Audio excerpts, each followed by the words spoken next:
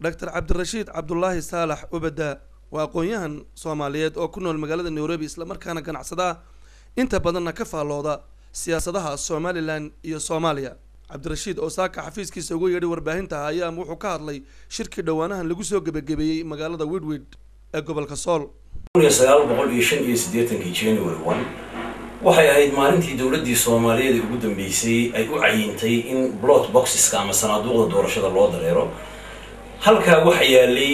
laba sanduuq oo ay ku kala qoran tahay haa buluuga may hurdiga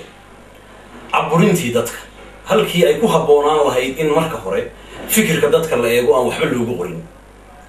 aburintii dadka iyo tixgelin la'aantii waxa dadweynuhu aaminsan yihiin ama marka shacabku catastrophe iyo dhibaatadii ay ka tagtay waa mid marxaatimo doonta shirka warwar isaga waxaan leeyahay waa haa buluuga may hurdiga aan hore u sheegay oo kale waqtiga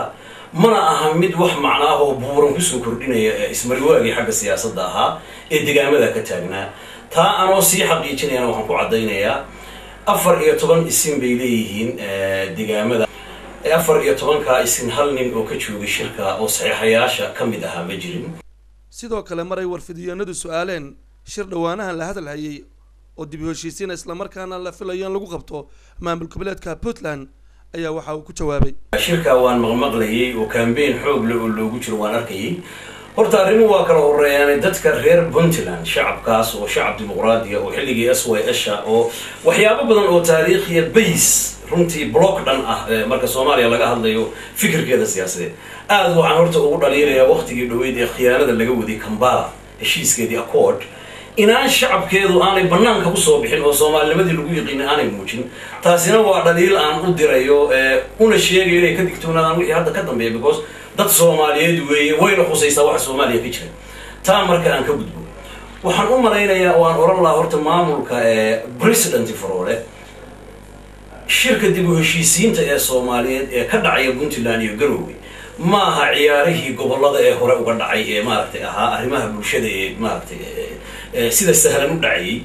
waxa weeye waa arrin very sophisticated tani oo u baahan waynu ognahay MPyada ha noqoto ganacsatada waaweyn habeenan qof lagu dirin ma jirto deegaamada Puntland waxaan leenahay iyaga laftoodii dadkii dawladda metelay ama maamulkaasi baan haysan ammaan buuxa siyaasiyiinta Soomaaliyeed oo meel walba ka timi marka ay imanayso waxay u baahan yihiin security full ah oo maaragtay ammaankooda iyo waxooda damaanad qaaday I don't think marka ra'yigayga inay ka bixi karto hawsha maamulka maanta jira Ali Ismaaciil Ali Home Cable TV Nairobi